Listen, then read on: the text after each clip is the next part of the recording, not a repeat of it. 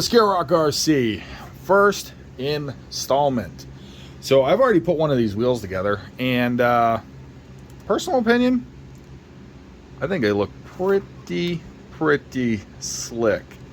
Because these are marketed for an SCX24, so really depending on the lug size, and I did actually have a little bit of an issue getting the wheel nut on, which is why the baby nip X's are out.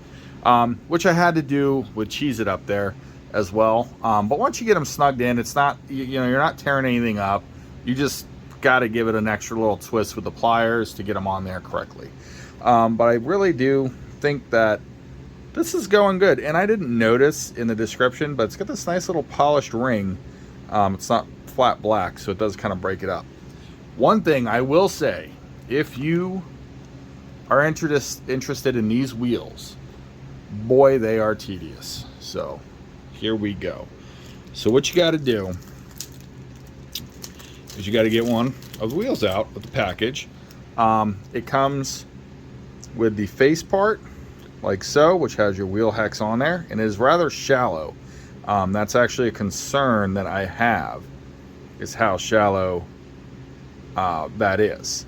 So with that said, you have the back piece that's just going to bolt together. Now the lug nuts, they're just trim pieces. You have to put all those in individually. So one of the downsides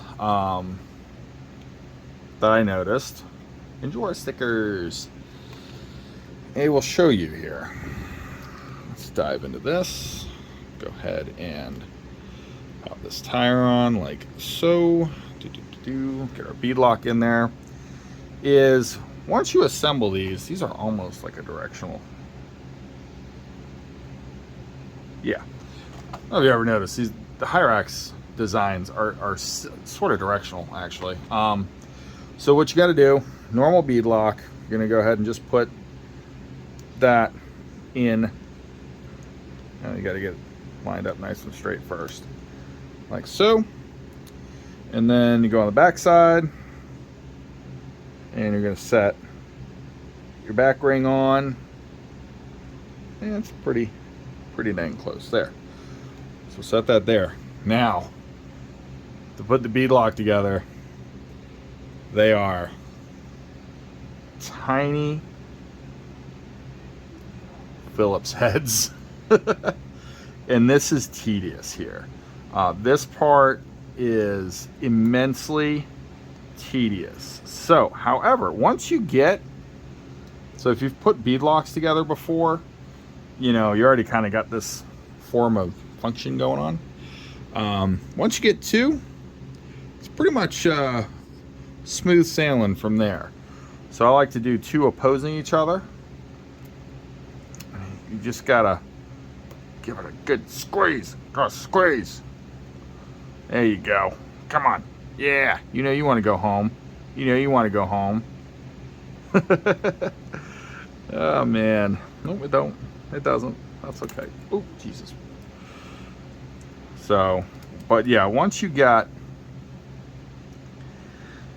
two of the screws in, that's not it. And this is a problem I had on the first one, is getting two in. I had to back that one out just a hair, because man, you think you're not in there all the way, but it was too far down. So you just gotta, come on. Oop. We pulled out of the other side. Shoot. Okay, come on. Got that one. Back that out too far. Come on. There it goes. There it goes. All right. And this is that process of doing bead locks, man. It's just not always fun, but it is kind of part of the hobby. So once you got the two in though,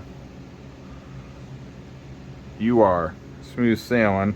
I just like to kind of pull, make sure none of the tire is pulling apart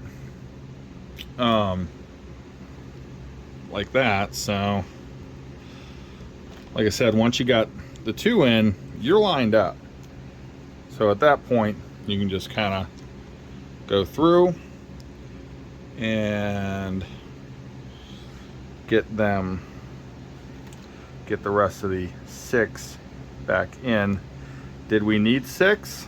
Probably not, but I mean, more is always better, right? So once we do that, oh Jesus, that one flew.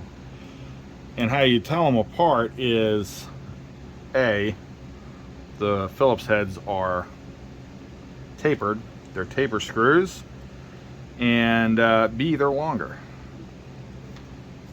So once you get that, now you can take a hex driver, because yeah, the wheel lugs are in fact hex drivers, and you just thread them in. You don't really have to like really torque them down. It's just for show. So I'm gonna finish this wheel up real quick, and then we'll get back at it, and I'll install it on the truck, and I'll show you what I mean with the pliers. So hang in there. All right, so now we got that all together. Let's go ahead and pull this back wheel off here. I don't actually have nut drivers, which is really weird. I just always use T-wrenches, and now that we're getting into these deep dishes and stuff, I'll tell you what, a nut driver would be great right now, but that's okay. We're gonna make it happen with a T-wrench, like so. Pull that off. Hex is still there. Now, like I said, this is really narrow here, so I'm kind of concerned about that. The wagon wheels were not, they were not like that. So, I mean, we'll see. If we got problems, then we're gonna have problems. Just is what it is, right? So this will actually take it down to about there. And then what I do is I just take this, my little pliers, turn it in the rest of the way. Like I said, it's kind of a pain in the ass, but it does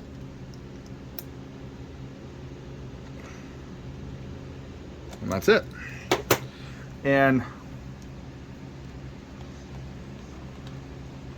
that's on there, nice and tight. So here we have it.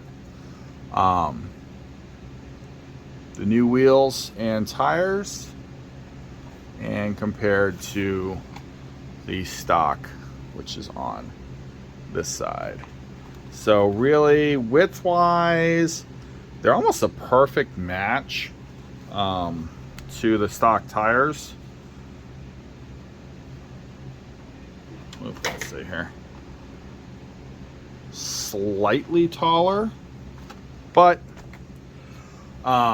personally, I actually like that black on black, and that little polished ring, and then the little scale lug nuts breaks up all the black that is present on BlackFlag there. So there you go, wheels and tires. I don't really have anywhere to test it right now to see if it's any different than the stock, which I mean they are. Come on, I mean they're way stickier, way softer. They got foams, they're brass.